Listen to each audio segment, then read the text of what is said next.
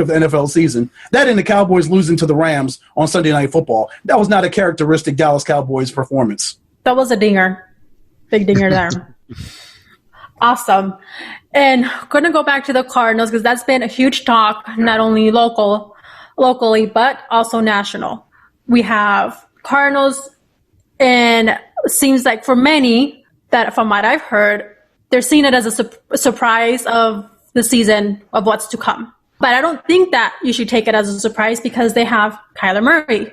They have now DeAndre Hopkins. They have Larry Fitzgerald, which they just brought on, and putting these three together, such a powerhouse. And what they were able to do and accomplish this game in beating the 49ers in the fashion that they did, not to mention Cardinals did have their struggles. They are called the Cardinals for a reason here in the Valley. But, it's going to be a team to look out for, nonetheless. Like you mentioned, earlier, Ed Cole, and you agreed too, Ed Smith, with these division games, Cardinals need to win within their division in order to be able to go ahead and make it to the playoffs. Seattle, Russell Wilson, the Rams and the 49ers, which they have Jimmy, he's probably not the best and not the greatest, but they always tend to bounce back. So they need to win these games, especially early games as well, because we know they also tend to come across some losses. So let's dive in a little bit deeper and talk some Cardinals. Let's kick off with you, Ed Smith. The Cardinals, I keep reminding everybody, the old saying was a crawl, walk, run. And I think we're in walk status with the Cardinals. I don't want everybody to get too excited about one win. It's a great win, but it's baby steps. We went from a couple of years ago with that total debacle of a season where it was pathetic. I mean, it wasn't if they were going to lose, it was how much they were going to lose by. Last year was an improvement, even though the record didn't reflect it. You could see them compete better. They were ahead at some games, didn't know how to finish them off and turn some of those close losses into victories. This year we see them out of the box. They go up to San Francisco. They win an impressive game. Now it's about competing every single week with the talent you have, and then you'll continue to improve on as you go. Let's not get too far ahead of the horse with the cart in terms of, because I guarantee you there's going to be some people. We beat San Francisco, who was the NFC champion. We're going to the Super Bowl. It's like, slow your roll. We got a long way to go. That's one of 16. But what I'm more impressed about is they came out and competed, and I see so many good signs. Yeah, another thing is you look off the field with the fact that they're starting to spend a little money now, Ed. We talked about this a couple weeks ago when you joined me on the show. Salary cap has become something they're starting to use and sign your players like Buddha, sign DeAndre. That's not a normal thing here in Arizona. Most of the time, they're trying to keep the pocketbook closed. So that's a good sign moving forward. And like I said, I was really impressed at the fact that even if they would have lost that game on Sunday, is the fact of how they competed. And that's the most important part for me in this stage, because I don't have Super Bowl aspirations for this team. But if they, with the expanded playoffs, if they were to get in there, I would say that's a possibility. And then we'll see where everything goes from there. But for me, they're heading in the right direction, especially when you look at where we were a couple of years ago. I'm excited for the future of the organization, and they're starting to work it not just on the field, but in the front office as well. So that's a good sign.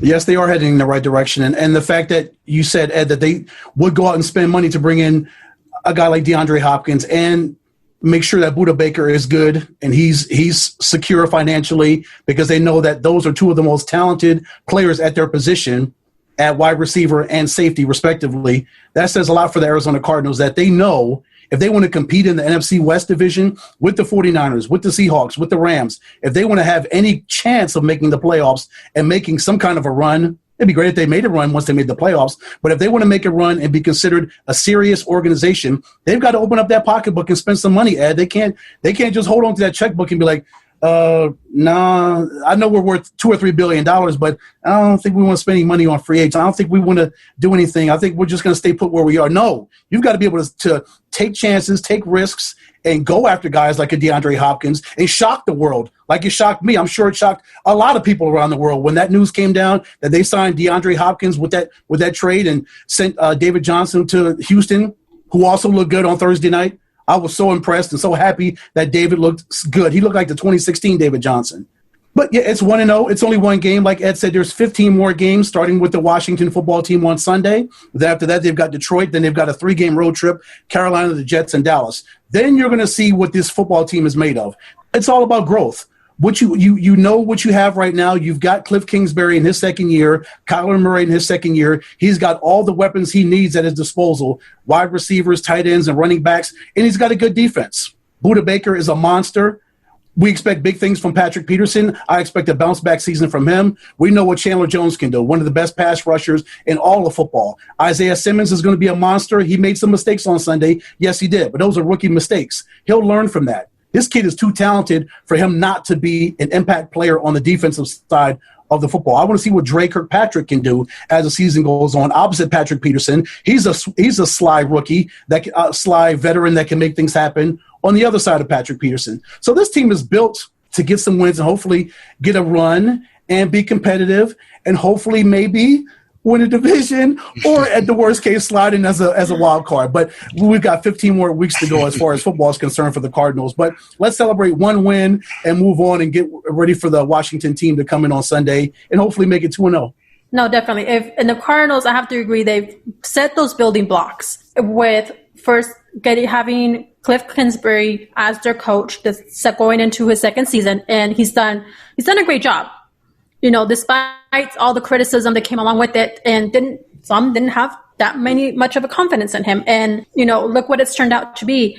You guys mentioned that having them spend that money to have those quality players, to build, you know, have that built in, and to go ahead and get those wins and be a winning team, which they have come to be in recent seasons. To be honest, I refresh my memory. When was the last time we actually had a winning season? It's been some time, you know, and now it seems like those building blocks are being set. And yes, take it one game at a time, not get too overly excited, but it's kind of hard not to when we see them play the way that they did and come up with the win. But I think they're in the right path, and, you know, don't discount them, and, you know, definitely keep them in mind because they do come back and put up a good fight as well. We're going to go ahead and talk some baseball. And we have here ourselves also a pro baseball player veteran here with Ed Smith. And we mentioned it earlier in the show with MLB kicking off their postseason here in the next 2 weeks. Announcement that MLB will be going into a bubble setting for the playoffs. The wild card series are going to be played at the higher seed city. The NLDS is going to be played between Arlington, Texas and Houston, Texas. ALDS is going to be played in combination of San Diego and LA. And then NLCS, Arlington, ALCS, San Diego for the World Series is all going to come down to being played in one setting, which has not been done since 1944, but it's going to be in Arlington, Texas. I'm glad to see this happen. For a moment there, I thought that it was going to be something that we're not going to be able to see. But I think the challenges that MLB faced with their shortened season and having a total of 45 game postponements so far out of 60 games being played, you know, I think that just speaks to the safety that needs to be brought into consideration when playing these games. But I am glad to see this bubble setting being put in place for MLB postseason. Jay and I talked about this on Saturday. We had a good laugh. I wish they would have done this proactively sooner, meaning figured out a way to bubble up, I guess, long before they started the season, which we had that early trouble. And then, Johanna, you obviously mentioned all the games were canceled and stuff like that. You see what the NBA has been able to pull off with their bubble from the very beginning and all the protocol and everything like that. And it's kind of, you wonder what baseball was thinking when you're going to have these young players, not just, they're going to be traveling across the country, at least portions of it, because everything was kind of regionalized. But, you still had them out there in the environment. They still had to get to their hotels and then figure out what they were going to do afterwards. And there's all this time on their hands. And we all know what the old saying, idle time is the devil's workshop, right? And so I made a comment on the show on Saturday. I said to Javon, going into the bubble after making it through the regular season and trying to go into a bubble is like having sex with your girlfriend and then trying to figure out contraceptive afterwards.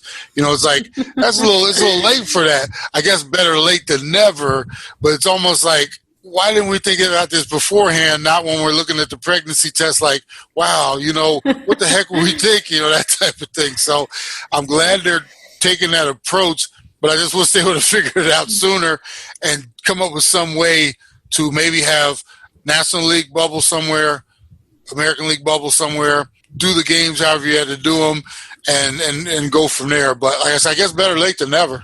At least Major League Baseball did something right with this bubble. I agree with Ed. They should have figured this out, and I'm sure they saw how successful the NBA's been with their bubble, how successful the NHL has been with their bubble, and what the NFL is probably going to end up doing with a bubble situation with their playoffs. But give the MLB credit for doing this, to say, okay, we're going to have the AL championship at Petco Park. We're going to have the NLCS in Arlington and the World Series in Arlington. They figured out where they're going to do these things, and they're going to have these locations where these players are going to come and have these playoff series. They still have to figure out what they're going to do with all the players' families, with the coronavirus, with the protocol, and as far as testing and how they're going to work all the families in with these situations. But I'm sure they're going to work all that out. But I do applaud Major League Baseball for coming up with this.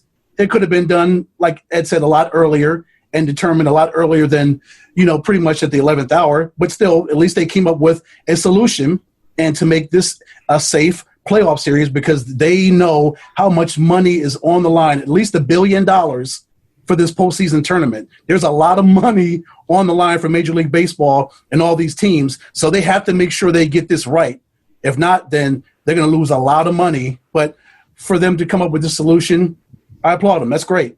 Definitely. And I do agree with you both. And this has been a topic of conversation, especially since the initial with the whole, is there going to be a season, not going to be a season, and a major topic of conversation that this should have been something that should have happened sooner.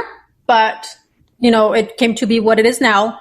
But at least I'm happy to see it happen in the postseason to avoid even greater risk and even more postponements in the postseason, because who knows what would happen there, and dragging out the postseason, which is, I know, the last thing that MLB wants to do in this type of setting. But one of the things when I was reading through how all this is going to be played out, and looking at the schedule, is they will have no off days in the division or league championship series.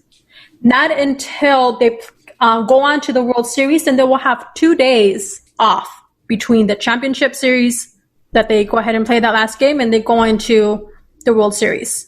So for me, that's one of the things that kind of brings a little bit of a concern for me, because here you're stretching out your rotation for your pitchers. You're going to be working them harder than they already are. Your lineups is going to also be affected. You're playing them even harder. You're already playing hard as it is in the postseason, and you're go ahead and going to have no days off, and you're going to play straight through.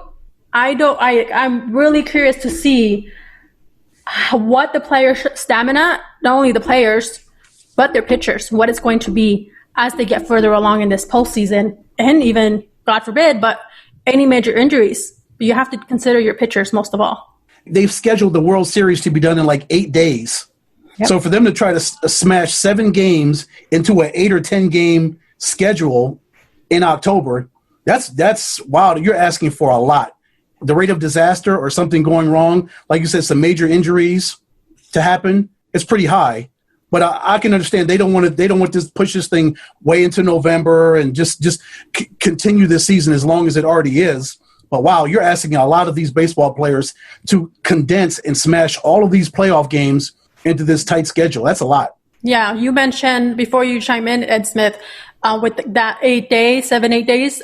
Game 1 for the World Series is scheduled for Tuesday, October 20th in Arlington, with a potential Game 7, if it goes that far, scheduled for Wednesday, October 28th.